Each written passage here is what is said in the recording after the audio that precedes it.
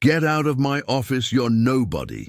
These words would echo through the marble corridors of America's most powerful tech corporation, spoken by a billionaire CEO to a cleaning lady he assumed were. Tonight, you're about to witness how one woman's secret would bring a corporate empire to its knees and expose the truth that sometimes the smallest voice carries the biggest revelation. If you're ready to see how power and arrogance collide with hidden knowledge and quiet justice, hit that like button right now, subscribe to our channel, and ring that notification bell. Because this story will show you that in the world of corporate titans and billion-dollar deals, the most overlooked person might be holding the key to everything. Trust me, what this cleaning lady knows will change not just one company, but the entire industry forever. Let's dive into this explosive story, where secrets, power, and justice collide in the most unexpected way. The Seattle skyline stretched endlessly beyond the floor-to-ceiling windows of Next-Gen Technology's executive floor. The city's morning fog just beginning to lift from Elliott Bay as another day of corporate dominance prepared to unfold. The 58th floor of the Columbia Tower housed the nerve center of one of America's most influential technology conglomerates, where decisions made in leather-bound conference rooms shaped markets, influenced elections, and controlled the flow of information to millions of people worldwide. At the heart of this empire sat Richard Blackstone's corner office, 2,000 square feet of imported marble, custom mahogany, and technological displays that served as the command center for a man who controlled more data, more influence, and more raw power than most world leaders. At 45 years old, Blackstone was the founder and CEO of Next-Gen Technologies, a company that had grown from a college dorm room startup to a $200 billion corporation that owned social media platforms, search engines, cloud computing networks, and artificial intelligence systems that touched the lives of over 3 billion people daily. Blackstone himself cut an imposing figure behind his titanium desk, his silver hair perfectly styled, his custom-tailored suit radiating the confidence of a man who had never encountered a problem that couldn't be solved with money, influence, or the strategic application of corporate pressure. The walls of his office were lined with awards, magazine covers, and photos with presidents, prime ministers, and other titans of industry. A monument to a career built on the ruthless pursuit of market dominance and technological supremacy. This morning, like every morning for the past 8 years, Blackstone was reviewing overnight reports from NextGen's global operations when his concentration was interrupted by the soft sound of a vacuum cleaner in the hallway outside his office. Maria Santos had been cleaning the executive floors of Columbia Tower for 12 years. Arriving each weekday at 5 a.m. to ensure that Seattle's corporate elite began their days in spotless environments that reflected their elevated status. At 52 years old, she moved through the offices with the practiced invisibility of someone who had learned to be present but unseen, essential but unnoticed, maintaining the pristine facade of power while remaining beneath the notice of those who wielded it. Maria took pride in her work, understanding that attention to detail was what separated professional service from mere labor. She knew each executive's preferences, that the marketing VP liked his coffee ready at 7 a.m. sharp, that the CFO preferred his morning newspapers arranged in a specific order, that the head of security needed his desk cleared of everything except the reports he would review first thing each morning. But she also knew things that the executives didn't realize she knew, had heard conversations they didn't remember having in her presence, had seen documents they didn't think anyone would notice or understand. 12 years of early morning cleaning had made Maria an invisible witness to corporate secrets, strategic planning sessions, and private conversations that shaped one of the world's most powerful companies.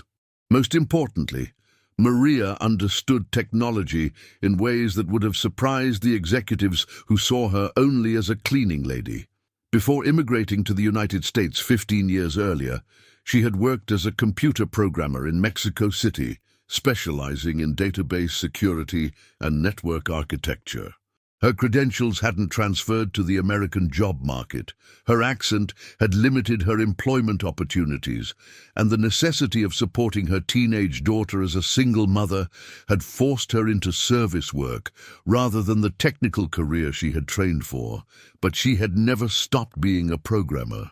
She had never stopped recognizing code when she saw it on abandoned computer screens, never stopped understanding system architectures when she overheard technical discussions, never stopped noticing security vulnerabilities when she observed how carelessly executives handled sensitive information. On this particular morning, as Maria moved her cleaning cart through the executive floor, she could hear raised voices coming from Blackstone's office. A heated phone conversation that was audible despite the thick walls and heavy door that normally ensured privacy for the CEO's most sensitive discussions. "I don't care what the privacy advocates say," Blackstone's voice carried clearly into the hallway. "The data harvesting program stays in place. We're collecting terabytes of personal information daily, and that data is worth more than our advertising revenue." Maria paused in her work, recognizing the conversation as something more significant than routine business discussion. "The European regulators can fine us all they want," Blackstone continued. "We'll pay whatever penalties they impose and keep operating. The users don't understand what they're agreeing to when they accept our terms of service, and frankly, that's their problem, not ours." Maria felt a chill of recognition as she understood what she was hearing. For months, she had been noticing fragments of a larger pattern. Late-night meetings, encrypted files left carelessly open on executive computers, conversations that stopped abruptly when anyone entered the room. Now Blackstone's phone conversation was confirming her worst suspicions about what next-gen technologies was really doing with the personal information of its billions of users. As the phone conversation continued, Maria realized she was overhearing details of a data collection operation that went far beyond what NextGen had disclosed to regulators, shareholders, or the general public. The company wasn't just collecting the information that users knowingly provided. They were harvesting data from microphones, cameras, location services, and browsing habits, even when those features were supposedly disabled. "The shadow profiling system is working perfectly," Blackstone was saying. "We're building comprehensive dossiers on people who've never even used our platforms, based on data we collect from their friends, family members, and business associates. The government contracts alone are worth $12 billion annually. Government contracts." Maria's blood ran cold as she realized that NextGen wasn't just violating the privacy of individual users. They were selling personal data to government agencies for surveillance purposes, creating detailed profiles of American citizens without their knowledge or consent. She was so focused on listening to Blackstone's conversation that she didn't notice when her cleaning cart nudged against the partially open office door, causing it to swing wider and reveal her presence in the hallway. "What the hell?" Blackstone's voice exploded with fury as he noticed Maria standing outside his office with her vacuum cleaner. "How long have you been standing there?" Maria's heart raced as she realized she had been caught eavesdropping on what was clearly a highly confidential conversation. "I'm sorry, Mr. Blackstone," she said in the heavily accented English that made executives dismiss her as uneducated. "I was just cleaning the hallway. I didn't mean to disturb you." "Disturb me?" Blackstone's face was flushed with rage as he strode toward her. "You were listening to my private phone conversation, you nosy little—" He caught himself before using a slur, but his intent was clear in his tone and expression.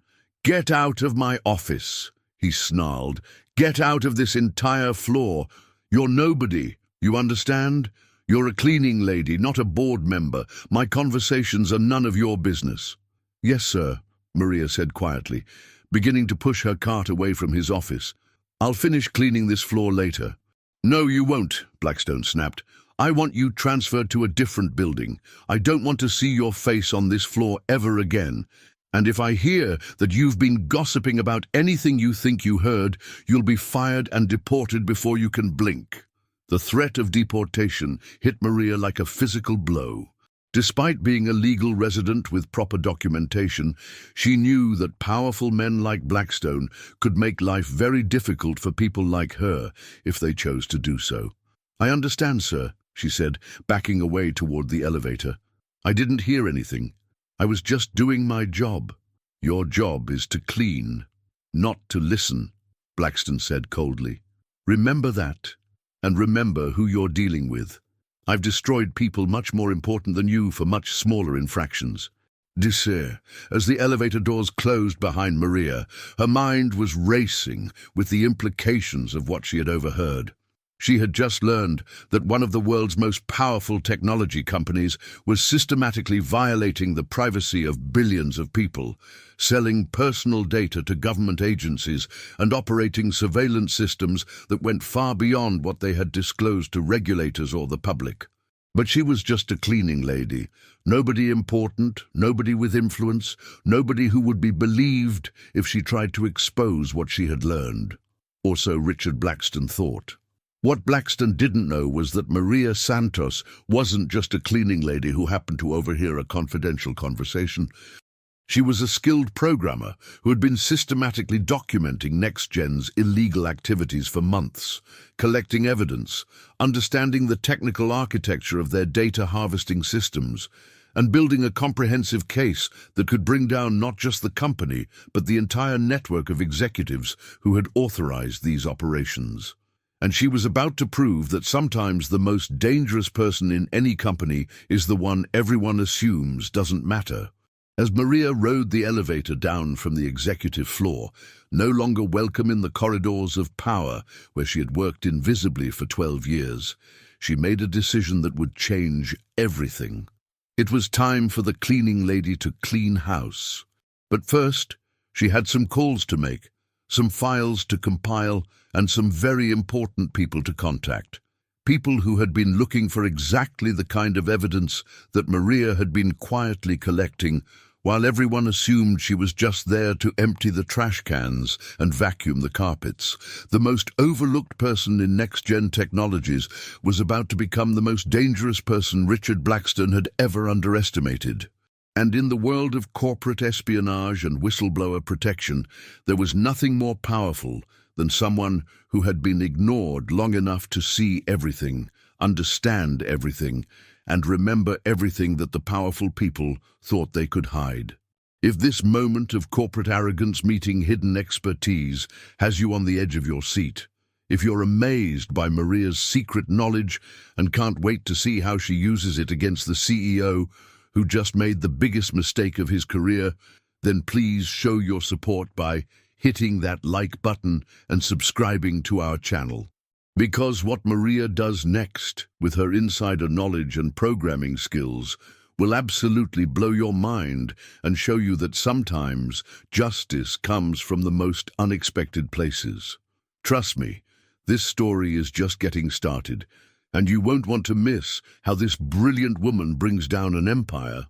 2 hours after being banished from the executive floor, Maria Santos sat in her modest apartment in the Rainier Valley neighborhood of Seattle, surrounded by 3 laptops, multiple external hard drives, and filing cabinets full of documents that would have made FBI investigators weep with joy. Her living room had been transformed into a command center that looked more like a high-tech surveillance operation than the home of a woman who cleaned offices for a living. For 12 years, Maria had been more than just next-gen technology's cleaning lady. She had been their unwitting inside source, their inadvertent intelligence gatherer, their completely underestimated witness to corporate crimes that spanned multiple countries and violated the privacy of billions of people. It had started innocently enough. Early in her employment at Columbia Tower, Maria had noticed that executives routinely left confidential documents on their desks, computers logged into sensitive systems, and important emails displayed on screens when they left for meetings. Her programmer's instincts had kicked in, recognizing security vulnerabilities that could have been exploited by anyone with malicious intent. Initially, she had simply made mental notes about the careless way that NextGen's executives handled sensitive information. But as the months passed, she began to understand that the carelessness wasn't accidental, it was systemic, a reflection of a corporate culture that believed their activities were so far above the law that basic security precautions were unnecessary. That's when Maria had begun documenting what she observed. Every morning at 5 a.m., as she cleaned offices and conference rooms, Maria had photographed documents left on desks, recorded conversations she overheard, and used her programming skills to access systems that executives had carelessly left unlocked. She had been careful, methodical, and completely invisible, just another cleaning lady going about her duties while the real business of the company happened around her. But Maria's technical background had allowed her to understand the significance of what she was seeing. Internal memos about data collection policies that violated federal law. System architecture diagrams that showed how NextGen was harvesting data from users' devices even when privacy settings were activated. Financial records documenting payments to government agencies for surveillance data that had been collected without warrants or legal authorization. Most damning of all, she had discovered the existence of Project Looking Glass, NextGen's secret program to create psychological profiles of American citizens using data collected from social media posts, search histories, location data, and even audio recordings from devices that users believed were turned off. The program wasn't just collecting data for advertising purposes. It was building comprehensive dossiers on political activists, journalists, government officials, and ordinary citizens, then selling that information to domestic and foreign intelligence agencies. The scope of the surveillance was staggering, the legal violations were numerous, and the implications for democracy and civil liberties were terrifying. Maria had spent months trying to figure out what to do with the information she had collected. She was an undocumented immigrant, at least that's what most people assumed about her status, working a job that paid barely enough to support herself and her daughter. Who would believe her accusations against one of the world's most powerful men? How could she prove her claims without revealing that she had been systematically accessing confidential information? But Blackstone's arrogant dismissal that morning had crystallized her resolve.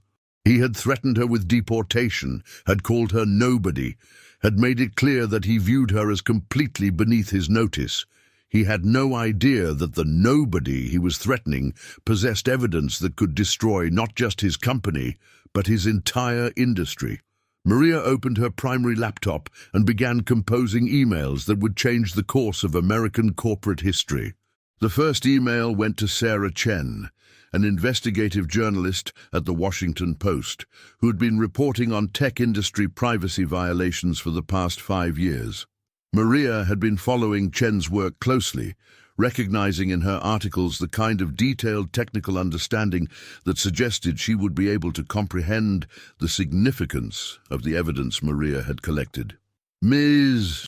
Chen," Maria wrote, "My name is Maria Santos, and I have been working as a cleaning contractor at NextGen Technologies for 12 years. I have documented evidence of systematic privacy violations, illegal government surveillance programs, and corporate crimes that affect billions of people worldwide. I am ready to share this evidence with someone who has the platform and expertise to expose the truth." The second email went to Senator Elizabeth Warren's office, specifically to her technology policy advisor, whom Maria had identified through careful research as someone with both the technical background to understand the evidence and the political influence to act on it. The third email was perhaps the most important. It went to the FBI's Whistleblower Protection Office, formally notifying federal authorities that she possessed evidence of crimes involving national security, corporate fraud, and violations of federal surveillance laws.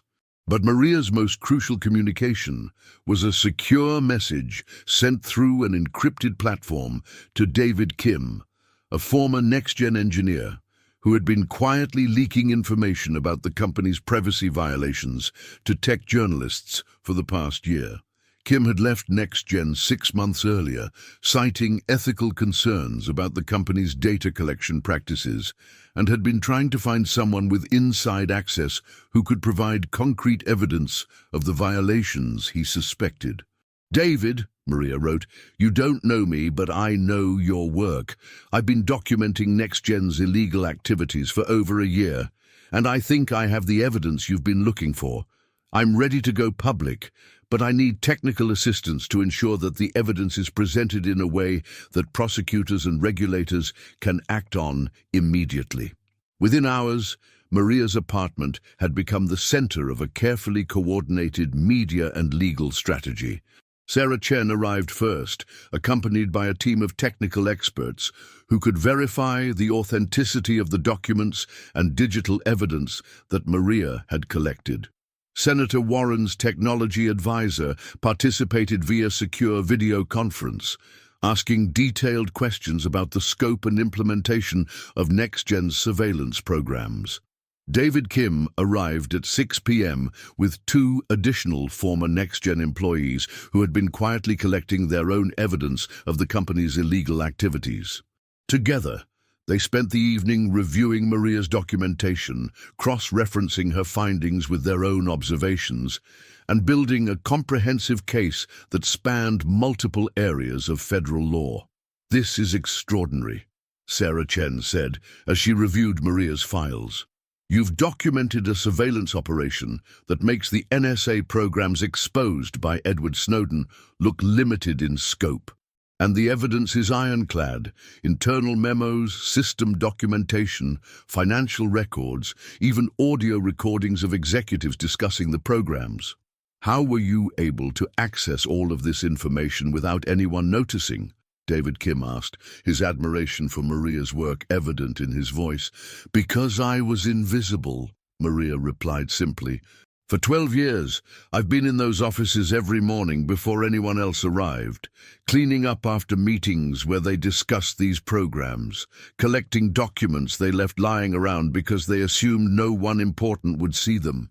She gestured toward her computers and filing cabinets. "They never bothered to learn my name, never wondered about my background, never considered that the cleaning lady might understand what she was seeing and hearing. They treated me like furniture, and that made me the perfect spy." Senator Warren's advisor leaned forward in the video conference screen. "Maria, do you understand the risks you're taking by coming forward with this information? NextGen has unlimited resources to fight back, and Blackstone has a reputation for ruthlessly attacking anyone who threatens his company." "He already threatened me this morning," Maria said steadily. "He called me nobody and threatened to have me deported if I ever spoke about what I knew. But I realized something today. I may be nobody to him, but I'm somebody to the billions of people whose privacy he's violating." Sarah Chen looked up from her review of the documents. "When do you want to go public with this story?" "Tomorrow," Maria said without hesitation. "I've been collecting evidence for over a year, and I'm ready to release everything. But I want to make sure it's done in a way that maximizes impact and minimizes NextGen's ability to cover up or minimize the crimes." David Kim nodded approvingly. "We should coordinate the release across multiple platforms simultaneously. Major news outlets, congressional testimony, FBI briefings, and international regulatory bodies. If we hit them from every direction at once, they won't be able to control the narrative. And Maria," Sarah Chen added, "you need legal protection. This is going to be the biggest corporate whistleblower case in American history, and NextGen will use every resource at their disposal to discredit you and undermine your credibility." "I understand," Maria said, "but I also understand that some things are more important than personal safety. The American people have a right to know that their government is buying surveillance data from tech companies. that their most private information is being collected and sold without their consent, that their democracy is being undermined by corporate surveillance programs that operate in complete secrecy. As the evening wore on and the team finalized their strategy for exposing NextGen's crimes, Maria reflected on the journey that had brought her to this moment. 12 years earlier, she had taken a job cleaning offices because it was the only work she could find that would support her family. She had been invisible, dismissed, overlooked by people who assumed that immigrants working service jobs were neither intelligent enough nor important enough to matter. But that invisibility had become her superpower. It had allowed her to observe, document, and understand corporate crimes that more visible people would never have been able to access. It had given her a front-row seat to the corruption and illegal activities of one of the world's most powerful companies. Tomorrow, the cleaning lady that Richard Blackstone had dismissed as nobody would prove that sometimes the most important people in any story are the ones that everyone else assumes don't matter. Tomorrow, Maria Santos would stop being invisible. And tomorrow, NextGen Technologies would discover that the most dangerous person in their company had been emptying their trash cans for 12 years, collecting evidence that would bring down not just the company, but the entire network of executives, government officials, and intelligence agencies that had participated in the largest illegal surveillance operation in American corporate history. The nobody that Blackstone had ordered out of his office was about to become the somebody who would order him out of his company. At 6 a.m. Eastern Time the next morning, Maria Santos's expose of NextGen Technologies exploded across American media with the force of a digital atomic bomb. The Washington Post's front page carried Sarah Chen's meticulously researched article under the headline, "The Looking Glass, Inside Tech Giant's Massive Illegal Surveillance Operation," accompanied by supporting documentation that filled 12 pages of the newspaper and crashed the Post's website within minutes of publication. Simultaneously, Senator Elizabeth Warren held a press conference on the steps of the Capitol, flanked by documents and digital evidence that Maria had provided to congressional investigators. The senator's opening statement was brief and devastating. "Today, we're revealing evidence of the largest corporate surveillance operation in American history. NextGen Technologies, led by CEO Richard Blackstone, has been systematically violating the privacy rights of over 3 billion people worldwide, collecting personal data without consent, and selling that information to government agencies for surveillance purposes that bypass constitutional protections and legal oversight." Within hours, the story had spread across every major news platform in the world. CNN, BBC, Reuters, Associated Press, and dozens of other outlets were carrying detailed reports based on Maria's evidence. Social media platforms that weren't owned by NextGen were flooded with outraged users demanding accountability and calling for boycotts of the company's products and services. But the real earthquake began at 9 a.m. when the FBI executed simultaneous search warrants at NextGen facilities in Seattle, San Francisco, New York, and Washington, D.C. Federal agents seized servers, computers, and filing cabinets full of documents that Maria had identified as containing evidence of criminal activity.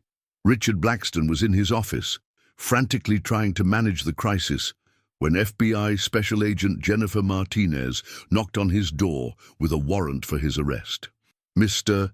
Blackstone," Agent Martinez said as federal agents entered his office, "you're under arrest for violations of the Computer Fraud and Abuse Act, the Electronic Communications Privacy Act, and conspiracy to defraud the United States government." "This is ridiculous," Blackstone snarled as handcuffs were placed on his wrists. "Whatever lies that cleaning lady has told you, I'll prove she's fabricating evidence to extort money from my company."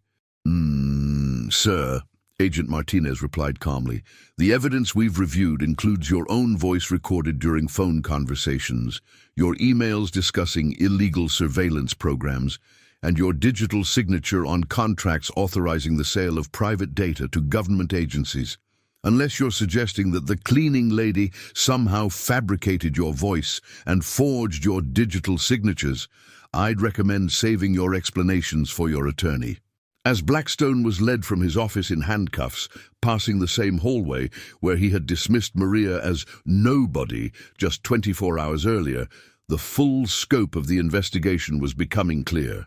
Federal prosecutors were preparing charges not just against Blackstone, but against dozens of next-gen executives who had participated in the surveillance programs. More significantly, the Department of Justice was launching investigations into the government agencies that had purchased illegally obtained data from NextGen, potentially implicating officials from the NSA, CIA, FBI, and multiple other federal departments in the scandal. International regulators were taking even more dramatic action. The European Union announced that NextGen would face fines totaling $47 billion for violations of GDPR privacy regulations. The British government froze all of NextGen's UK assets pending investigation. The Canadian Privacy Commissioner launched criminal proceedings against the company's Toronto operations. By noon, NextGen's stock price had lost 68% of its value, wiping out over $120 billion in market capitalization. Major investors were dumping their holdings, advertising partners were cancelling contracts, and government agencies around the world were suspending their relationships with the company pending the outcome of multiple criminal investigations. But for Maria Santos, watching the chaos unfold from the FBI field office, where she was providing additional testimony to federal investigators, the most satisfying moment came when her phone rang with a call from NextGen's headquarters. Ms. Santos? The voice belonged to Janet Williams, NextGen's head of human resources. This is Janet Williams from NextGen Technologies. I'm calling to inform you that your employment has been terminated, effective immediately, for violation of confidentiality agreements and corporate security policies. Ms. Williams, Maria replied calmly, I think you may want to check with your legal department before making that call. Terminating a federal whistleblower for exposing criminal activity is itself a federal crime, punishable by significant fines and prison time. There was a long pause on the line before Williams spoke again, her tone considerably less confident. I'll need to call you back, Williams said, and the line went dead. Maria smiled as she ended the call, then turned her attention back to the FBI agents who were reviewing additional evidence she had provided. We've confirmed everything you documented, Agent Martinez told her. The surveillance programs, the illegal data collection, the sales to government agencies. It's all exactly as you described. This is going to result in the largest corporate criminal case in American history. What happens to the data they collected on innocent people? Maria asked. The psychological profiles, the surveillance dossiers, the information they gathered without consent. Federal court orders will require the destruction of all illegally obtained data, Agent Martinez replied. We'll also be implementing permanent monitoring of NextGen's operations to ensure compliance with privacy laws going forward. And what happens to the people who authorize these programs? Based on the evidence you've provided, we expect to bring federal charges against at least 30 NextGen executives and potentially dozens of government officials who participated in or facilitated the illegal surveillance programs. As the day wore on, the story continued to evolve and expand. Congressional committees announced hearings on tech industry privacy violations. State attorneys general launched their own investigations into NextGen's operations. International human rights organizations called for criminal prosecutions of company executives.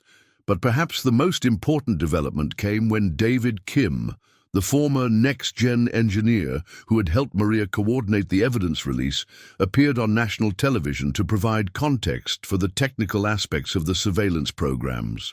What Maria Santos documented isn't just corporate misbehavior, Kim explained to CNN's Anderson Cooper. This is a systematic attack on the privacy and civil liberties of billions of people worldwide. NextGen wasn't just collecting data for advertising. They were building comprehensive psychological profiles that could be used to manipulate elections, suppress dissent, and control public opinion. And Maria was able to document all of this while working as a cleaning lady, Cooper asked. Maria is one of the most technically sophisticated people I've ever worked with, Kim replied. She has a computer science background that would qualify her for senior positions at any tech company. But because of language barriers and immigration status assumptions, she was relegated to service work where her expertise was completely overlooked, which gave her unprecedented access to observe and document corporate crimes that more visible employees would never have been able to access, Cooper observed. Exactly. NextGen's executives were so arrogant, so convinced of their own superiority, that they never considered that the cleaning lady might be smart enough to understand what she was seeing and brave enough to document it. That evening, as Maria returned to her apartment after 12 hours of FBI interviews and media appearances, she found a crowd of reporters gathered outside her building. But she also found something else. Hundreds of letters, emails, and social media messages from people around the world, thanking her for her courage in exposing NextGen's surveillance programs. One message from a journalist in Hong Kong, whose government surveillance activities had been facilitated by NextGen's data collection, particularly moved her. Ms. Santos, because of your bravery in exposing these programs, we've been able to identify how our government was using illegally obtained data to monitor pro-democracy activists. Your work has literally helped save lives and protect human rights. Thank you for proving that one person with courage can change the world. As Maria read messages like this one, she realized that her decision to speak out had accomplished something far more significant than just exposing corporate crimes. She had demonstrated that the most important people in any organization are often the ones that everyone else assumes don't matter, that invisibility could be transformed into power when combined with knowledge and courage. The cleaning lady that Richard Blackstone had dismissed as nobody had proven that sometimes the most dangerous person in any company is the one everyone overlooks, the one who sees everything while remaining unseen, the one who remembers everything while being forgotten. And in a world where corporate power often seemed unlimited, where tech giants operated with impunity, where surveillance and privacy violations were treated as acceptable costs of doing business, Maria Santos had shown that justice could come from the most unexpected places. The nobody that Blackstone had ordered out of his office had become the somebody who would ensure he spent the next decade in federal prison. But more importantly, she had become the voice for billions of people whose privacy had been violated, whose rights had been ignored, whose humanity had been reduced to data points in corporate surveillance programs. The revolution hadn't been televised.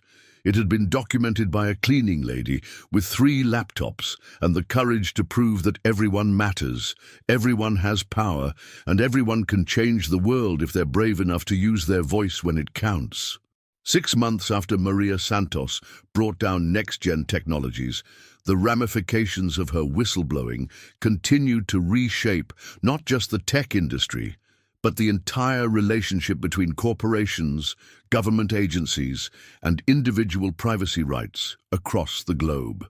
The federal courthouse in downtown Seattle had become the center of what legal scholars were already calling the most significant corporate criminal trial in American history. Richard Blackstone sat at the defendant's table, his billion-dollar empire reduced to a legal defense fund and a reputation in ruins, listening as prosecutors methodically presented evidence that Maria had spent years collecting. "Ladies and gentlemen of the jury," Assistant U.S. Attorney Michael Rodriguez said during his opening statement, "Over the next several weeks, you will hear testimony about the largest illegal surveillance operation ever conducted by an American corporation. You will see evidence that the defendant, Richard Blackstone, personally authorized programs that violated the privacy of over 3 billion people worldwide." Rodriguez gestured toward a table stacked with documents and external hard drives containing evidence that Maria had provided to federal investigators. This evidence was collected over 12 years by a woman who worked as a cleaning contractor at NextGen Technologies. Maria Santos, whom you'll hear from later in this trial, documented systematic violations of federal privacy laws, illegal sales of personal data to government agencies, and conspiracy to circumvent constitutional protections against unreasonable search and seizure. In the gallery, Maria sat with her legal team from the Electronic Frontier Foundation, who had agreed to represent her pro bono in exchange for the opportunity to be part of the most important privacy rights case of the century.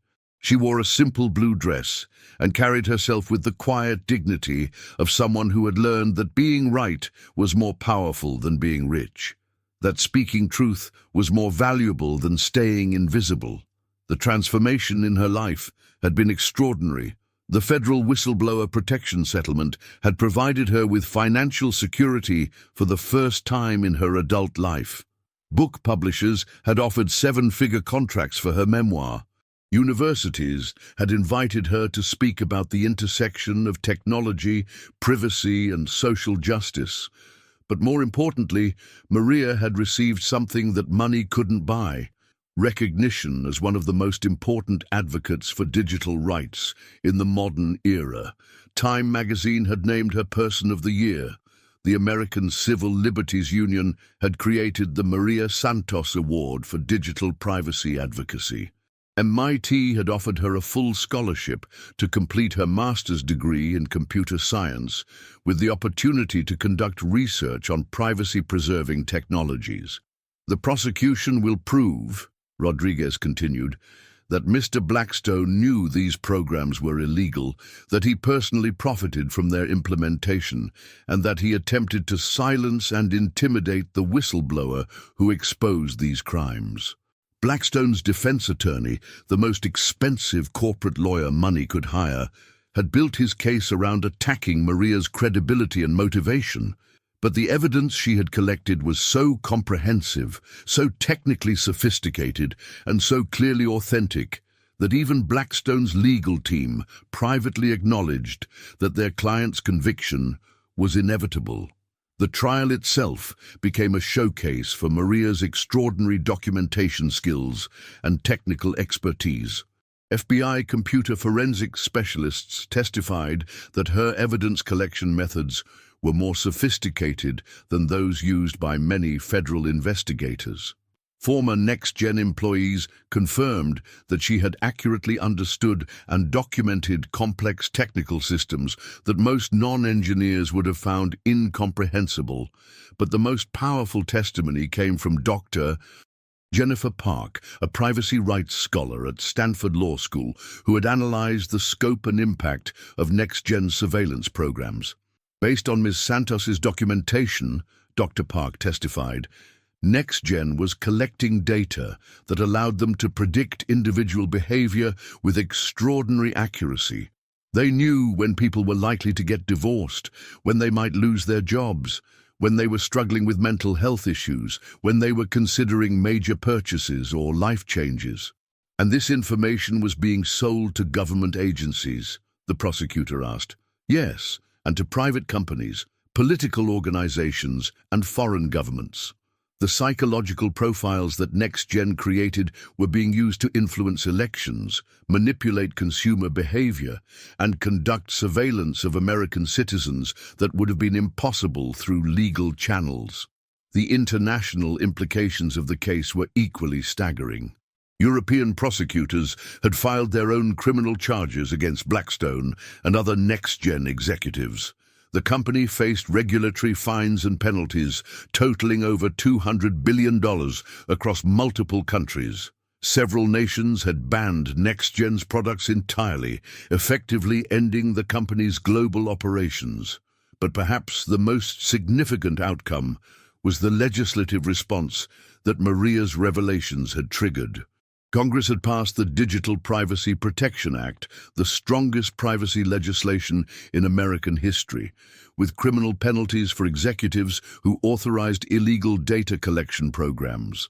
The European Union had strengthened GDPR regulations in direct response to the NextGen scandal. The United Nations was developing international privacy rights standards based on the violations that Maria had exposed. "Your Honor," Maria said when called to testify, "I want to be clear about something. I didn't expose these crimes for money or recognition or revenge against Mr. Blackstone for the way he treated me." She looked directly at the jury, her voice steady and clear.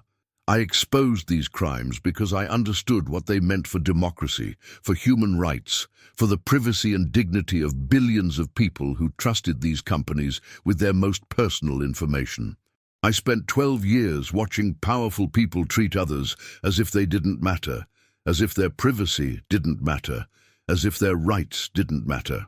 Maria paused, her gaze moving to Blackstone before returning to the jury. "Mr. Blackstone called me nobody, and for most of my adult life that's how the world treated me. But I realized that being nobody gave me a superpower. It made me invisible to people who were committing crimes, who were violating rights, who were abusing their power because they thought no one was watching." "And what did you do with that invisibility?" the prosecutor asked. "I used it to protect everybody," Maria replied simply. "I used it to document the truth, to collect evidence, to ensure that people who thought they were above the law would be held accountable for their actions." The jury deliberated for less than 4 hours before returning guilty verdicts on all counts.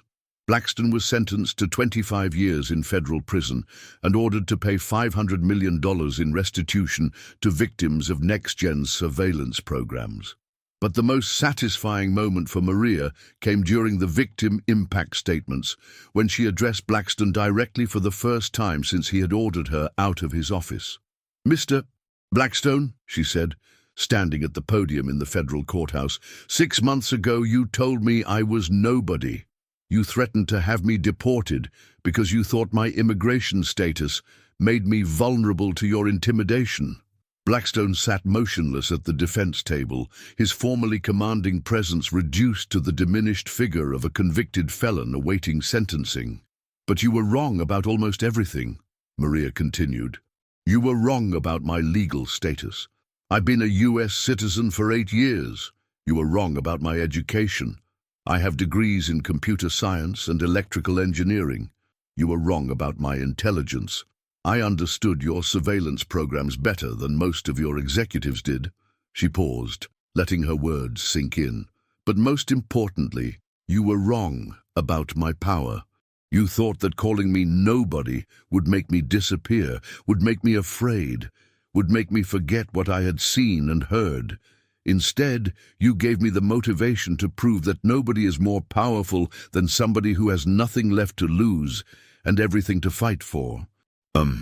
As Maria left the courthouse that day, surrounded by reporters and supporters, she reflected on the journey that had brought her from invisible cleaning lady to internationally recognized advocate for digital rights and privacy protection.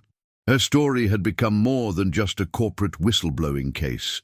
It had become a symbol of how seemingly powerless people could challenge the most powerful institutions, how invisibility could be transformed into influence, how one person's courage could change the world. The cleaning lady who had been ordered out of the executive office had not only brought down a billionaire CEO, but had fundamentally altered the relationship between technology companies and the people whose data they collected. Maria Santos had proven that in an age of corporate surveillance and digital manipulation, sometimes the most dangerous person to the powerful is the one they assume doesn't matter. the one who sees everything while remaining unseen, the one who remembers everything while being forgotten. She had shown that everyone has power, that everyone matters, and that sometimes the smallest voice can deliver the loudest message about justice, accountability, and the fundamental human right to privacy and dignity in an increasingly connected world. The nobody that Richard Blackstone had dismissed had become the somebody who reminded the world that in democracy, no one is above the law, no corporation is too powerful to be held accountable, and no person is too small to make a difference when they have the courage to speak truth to power. 1 year after the next-gen technologies scandal broke, Maria Santos stood before a packed auditorium at the Massachusetts Institute of Technology, delivering the commencement address to the graduating class of 2024. The transformation in her life had been so complete that sometimes she felt as though she were living someone else's story, from invisible cleaning lady to internationally recognized advocate for digital rights, from dismissed nobody to Time magazine's Person of the Year. "Graduates," Maria began, her voice carrying clearly through the auditorium, where some of the world's brightest young minds were preparing to enter careers in technology, business, and public service. "I want to tell you about the power of being underestimated." In the audience, her daughter Sophia, now a sophomore at MIT studying cybersecurity, beamed with pride at seeing her mother address an audience that included Nobel laureates, tech industry leaders, and government officials from around the world. 18 months ago, I was working as a cleaning lady in the headquarters of one of the world's most powerful technology companies. The executives I served assumed I was uneducated, unimportant, and invisible. They conducted illegal surveillance programs in my presence, discussed criminal activities while I cleaned their offices, and left evidence of corporate crimes scattered across their desks because they believed I was too insignificant to matter. Maria paused, looking out at young faces that represented the future of technology and innovation. But being underestimated gave me something more valuable than respect. It gave me access.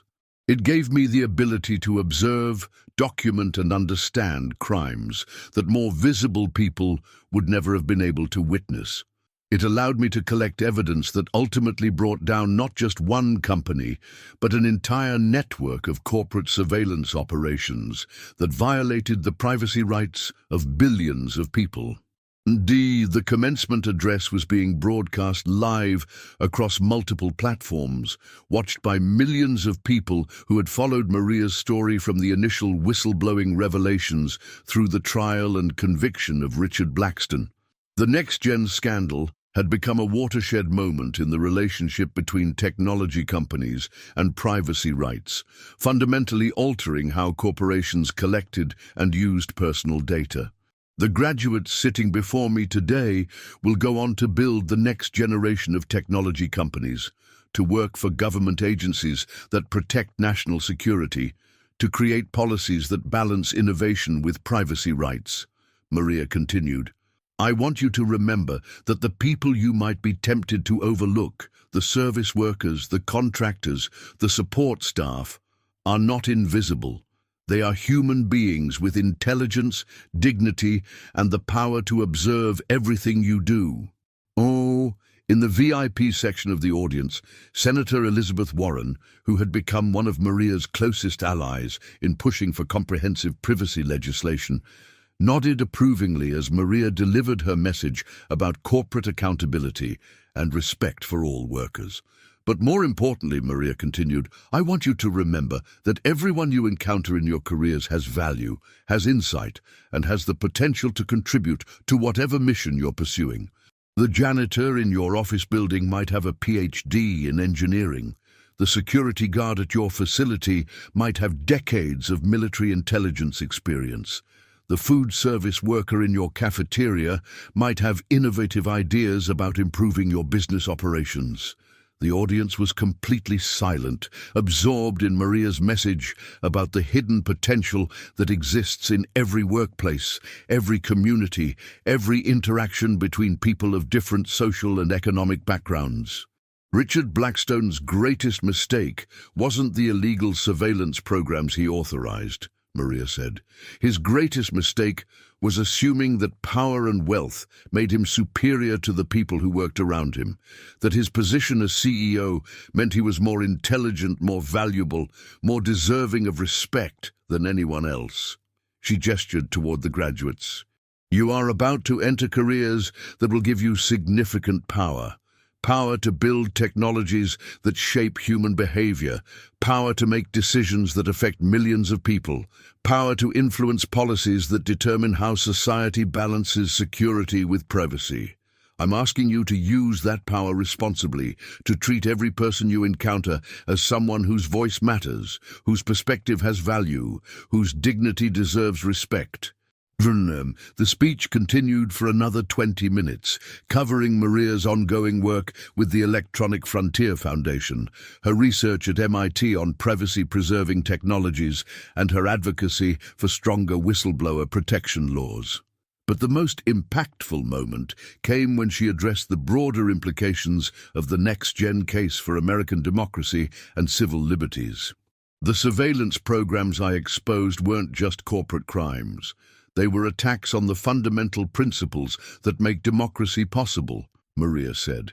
When corporations can collect comprehensive psychological profiles of citizens, when they can predict and manipulate individual behavior, when they can sell that information to government agencies that use it to monitor political dissent, we're not talking about privacy violations anymore. We're talking about the infrastructure of authoritarianism. She paused, her expression growing more serious.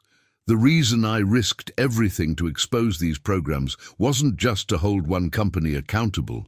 It was to ensure that future generations, your generation, would inherit a democracy where privacy rights are protected, where corporate power is balanced with individual rights, where technology serves humanity rather than controlling it.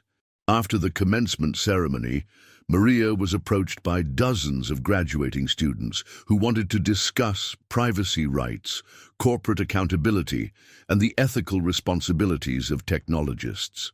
But the conversation that meant the most to her came from a young woman who had been working part-time in food service to pay for her education.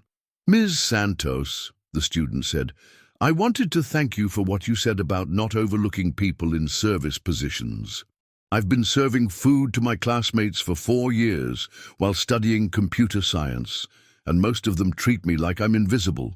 Your speech made me realize that being underestimated might actually be an advantage in my career. What's your name? Maria asked. Jennifer Park. I'm starting a job at a tech company next month, working on data privacy systems. Maria smiled, recognizing the opportunity to offer guidance to someone whose career path might parallel her own journey. Jennifer, remember that your experience being invisible gives you insight that your more privileged colleagues will never have. You understand what it's like to be overlooked, to be underestimated, to be treated as if you don't matter. That perspective will make you a better advocate for users whose privacy and rights might otherwise be ignored. Do you ever regret exposing NextGen? Jennifer asked. Do you wish you had just stayed quiet and kept your job? Maria looked around the MIT campus, thinking about the journey that had brought her from cleaning offices in Seattle to delivering commencement addresses at one of the world's most prestigious universities. I regret that it took me 12 years to find the courage to speak up, Maria replied. I regret all the people whose privacy was violated while I was still collecting evidence. I regret the time I wasted being afraid of powerful people who turned out to be much weaker than they appeared. She paused, choosing her words carefully. But I don't regret destroying my comfortable invisibility to protect the rights of people I'll never meet. I don't regret proving that someone like me, an immigrant, a woman, a service worker, could hold the most powerful people in the world accountable for their crimes. That evening, as Maria returned to her apartment in Cambridge, a far cry from the modest housing she had occupied while working as a cleaning lady, she found a letter waiting for her that brought the next-gen story full circle. The letter was from Richard Blackstone, writing from federal prison, where he was serving his 25-year sentence for privacy violations, corporate fraud, and conspiracy charges. Ms. Santos, the letter began, I've spent the past year in prison thinking about the conversation we never had, the apology I never offered, the humanity I failed to recognize when I dismissed you as nobody and threatened to have you deported. Maria continued reading with curiosity rather than anger, interested in what the former billionaire CEO might have learned from his spectacular fall from power. I understand now that my greatest failure wasn't the illegal surveillance programs or the privacy violations that landed me in prison, Blackstone continued.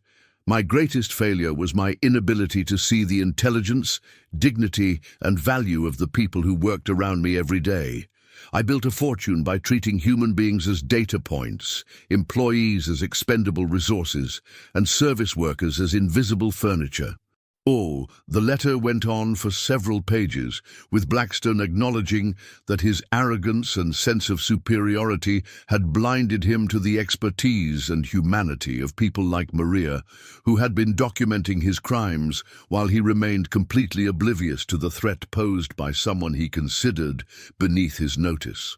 I'm not asking for forgiveness, the letter concluded.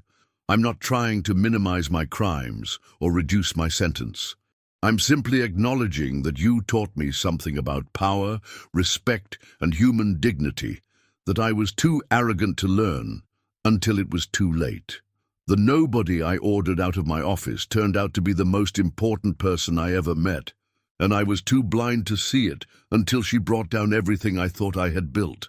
As Maria finished reading Blackstone's letter, she reflected on the complete transformation of her life and the broader impact of her decision to speak truth to power.